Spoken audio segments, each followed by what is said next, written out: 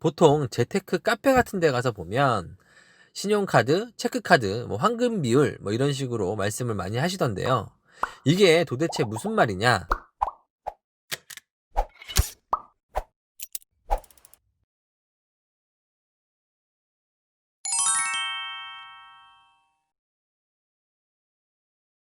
네, 안녕하세요. 사마리안입니다. 지난 시간에 이어서 연말정산, 신용카드 공제 그 두 번째 시간으로 돌아왔습니다. 신카공제의 기본 계산법과 원리가 궁금하신 분들이라면 제 지난 영상을 참고 부탁드리고요. 오늘은 지난 영상에서 약속드린 대로 많이 하시는 질문들을 위주로 신카공제의 여러 가지 궁금증과 활용법에 대해 풀어드리는 시간을 갖도록 해보겠습니다. 자, 본격적인 이야기에 앞서 엑셀로 부자되기 연말정산 완전 정복 편 지난 영상을 아직 못 보신 분들이 계시다면 제가 우측 상단에 링크 남겨 놓을 테니까요. 참고 부탁드리고요. 오늘 강의에 사용된 엑셀 파일 역시도 하단 더보기란에 다운로드 링크 남겨 놓겠습니다. 마지막으로 구독, 좋아요는 영상을 제작하는 제게 큰 힘이 됩니다. 본격적인 이야기 시작해 볼게요. 첫 번째 궁금증입니다. 신카 공제의 적용 범위인데요. 신카공제는 신용카드뿐만 아니라 체크카드, 현금 영수증 사용액까지도 모두 포함이 되는데요. 여기까지는 다들 알고 계신 내용이죠. 하지만 내가 쓴 돈만 해당이 되는 건지 아니면 가족들이 쓴 돈까지 모두 해당이 되는지 이 부분에 대한 질문이 굉장히 많더라고요. 일단 기본공제 대상자의 신카 사용액이어야 공제가 가능하고요. 기본공제 대상자라고 하면 배우자, 자녀, 부모, 형제 자매까지도 다 포함이 되죠. 헌데 신카 공제의 경우에는 형제 자매의 신카 사용액은 공제가 되지 않습니다. 이 부분 유의하셔야 될 것 같고요. 그리고 또 한 가지, 기본 공제에서는 소득 여부와 나이 여부를 둘 다 따지잖아요. 신카 공제에서는 나이 여부는 상관이 없고 소득 여부만 조건에 부합하시면 된다는 것도 알아두시면 좋을 것 같습니다. 자, 정리하면 내가 쓴 돈뿐만 아니라 자녀, 부모, 배우자가 쓴 신용카드 사용액 역시도 공제가 가능하다는 얘기고요. 이때 소득 여부만 충족하신다면 모두 공제가 가능하다는 얘기입니다. 자, 두 번째 질문입니다. 신용카드나 체크카드로 결제한 금액이라면 모두 공제 대상이 되는지 여부입니다. 이것도 좀 착각하시는 분들이 꽤 많더라고요. 신용카드 사용한 금액이면 다 되는 거 아니야? 하실 수 있는데요. 불행히도 그렇지가 않습니다. 자, 제가 대표적인 몇 가지 항목들만 추려서 소개를 시켜드려 볼게요. 첫 번째로 공과금이나 각종 세금은 공제가 되지 않습니다. 두 번째로 통신료라든가 여러분들 많이 쓰시는 스마트폰 요금 같은 것들도 공제가 되지 않습니다. 그리고 관리비나 전기, 수도, 가스 요금 이런 것들도 신용카드로 결제를 하셨다고 해도 신용카드 공제를 받을 수가 없고요. 또 보험료 역시도 요즘에 신용카드로 결제를 많이 하잖아요. 그런 경우에는 신용카드 공제는 되지 않습니다. 대신에 보장보험료 같은 경우는 따로 보험료 공제가 있죠. 요즘에 신용카드를 활용해서 차를 구입하시는 분들이 굉장히 많아졌는데요.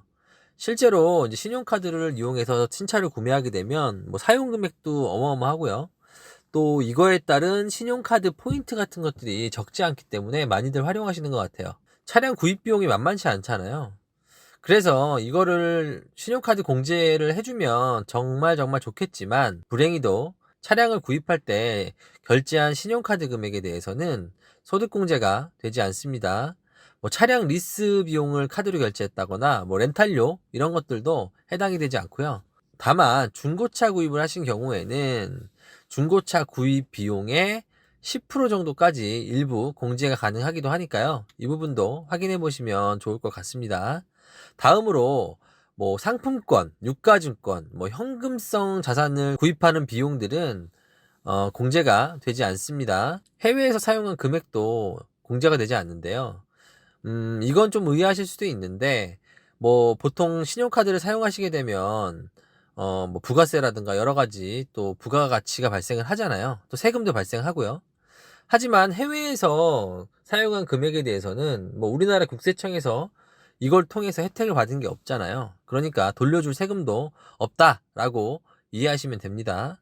마지막으로 다른 소득공제 항목에서 이미 공제를 받은 금액에 대해서는 신용카드 공제액에서 제외가 됩니다. 이 부분도 참고하셔야 될 것 같고요. 대략 이 정도 항목들이 대표적인 것들이 될 수 있을 것 같아요. 그 외에도 세부적인 내용들이 더 있긴 하지만 뭐 이 시간에 다 소개해드리는 거 좀 불필요할 것 같아 생략하겠습니다. 여러분들 국세청 홈페이지에 방문하시거나 혹은 뭐 조세특례 제한 법령을 통해서도 자세히 확인이 가능하니까요. 참고 부탁드리고요. 자, 다음으로 신카공제를 잘 활용하는 방법에 대해 알아볼 텐데요. 보통 재테크 카페 같은 데 가서 보면 신용카드, 체크카드, 뭐 황금 비율 뭐 이런 식으로 말씀을 많이 하시던데요. 이게 도대체 무슨 말이냐? 원리는 아주 간단합니다. 뭐 신카공제의 경우에는 최저 사용액 공제금액이 있죠. 총 소득액의 25%를 신카 사용액에서 공제를 하니까요. 결론적으로 총 소득의 25%까지는 공제 혜택이 없는 거나 다름이 없는 거예요. 하지만 공제할 때는 공제율이 가장 낮은 신용카드 사용액부터 우선적으로 적용해서 공제를 하죠. 예를 들어서 총소득 5천만 원인 사람이 있다고 해볼게요. 소득의 25%인 1250만 원까지는 어차피 신카 공제가 안 되겠죠. 뭐 무이자 할부라던가 혹은 포인트, 뭐 그 외에 각종 부가 혜택 때문에 신용카드를 꼭 사용해야 하는 경우도 있을 수 있고요.